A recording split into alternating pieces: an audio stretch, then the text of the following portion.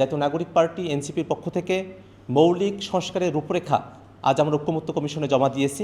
বিভিন্ন যে রাজনৈতিক দলগুলো আছে সেই দলগুলোর কাছে আমাদের বক্তব্য হলো, সংস্কারকে কোনো বায়বীয় তত্ত্বের মধ্যে অপ্রয়োগযোগ্য অবস্থায় ফেলে রাখার পক্ষপাতী আমরা নই। শান্তিপূর্ণভাবে ক্ষমতা হস্তান্তরের যে প্রক্রিয়া সেটা কীরকম হতে পারে সে ব্যাপারে আমরা আমাদের লিখিত প্রস্তাবনা কমিশনের কাছে উত্থাপন করব। 24-এর অভ্যুত্থানের পর বাংলাদেশ বর্তমানে একটি গাঠনিক প্রক্রিয়ার মধ্য দিয়ে তার সময়কাল অতিবাহিত করছে। এই গাঠনিক প্রক্রিয়ায় বাংলাদেশকে নতুন করে গঠন করা, পূর্বেকার ফেসিবাদী এবং স্বৈরতান্ত্রিক যে শাসন কাঠামো, সাংবিধানিক কাঠামো আছে তার বাইরে গিয়ে বাংলাদেশকে একটি গণতান্ত্রিক উত্তরণের পথে সামিল করার লক্ষ্য নিয়ে অন্তর্বর্তীকালীন সরকার যে সংস্কার কমিশনগুলো গঠন করেছে সেই সংস্কার কমিশনগুলোর প্রস্তাবনা, সেই প্রস্তাবনাগুলোকে বাস্তবায়নের নানাবিধ পন্থা এবং পদ্ধতি নিয়ে আমাদের মধ্যে আলাপ আলোচনা হচ্ছে।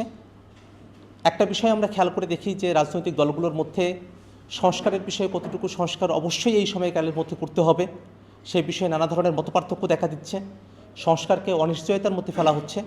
সে জায়গায় জাতীয় নাগরিক পার্টি এনসিপির পক্ষ থেকে মৌলিক সংস্কারের রূপরেখা আজ আমরা ঐক্যমত্য কমিশনে জমা দিয়েছি।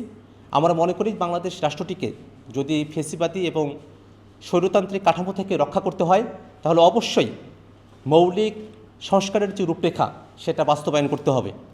বাংলাদেশে সামনের যে নির্বাচন, সে নির্বাচনের পূর্বেই মৌলিক সংস্কারগুলোকে বাস্তবায়ন যোগ্য এবং বাস্তবায়নের যে পন্থাগুলো আছে সে ব্যাপারে একমত হয়ে নির্বাচনের দিকে অগ্রসরের হওয়ার কথা আমরা উত্থাপন করেছি।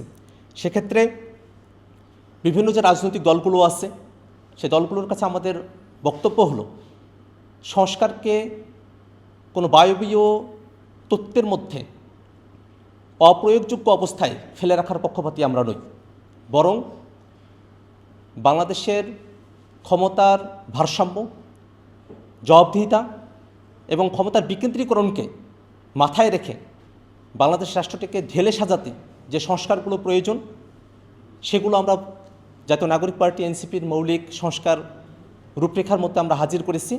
সেই বিষয়গুলো নিয়ে আলাপ আলোচনা হতে পারে এবং সেগুলো অবশ্যই বাস্তবায়নের মধ্য দিয়ে সামনের নির্বাচনের দিকে আমরা অগ্রসর হতে পারি। ঐক্যমত্য কমিশনের সঙ্গে জাতীয় নাগরিক পার্টি এনসিপির যে 2 দফা বৈঠক সেখানে আমরা বিভিন্ন বিষয় নিয়ে আলোচনা করেছি। আমাদের এখনও কয়েকটি বিষয় নিয়ে আলোচনা বাকি রয়েছে। বিশেষত শান্তিপূর্ণভাবে ক্ষমতা হস্তান্তরের যে প্রক্রিয়া সেটা কীরকম হতে পারে সে ব্যাপারে আমরা আমাদের লিখিত প্রস্তাবনা কমিশনের কাছে উত্থাপন করব।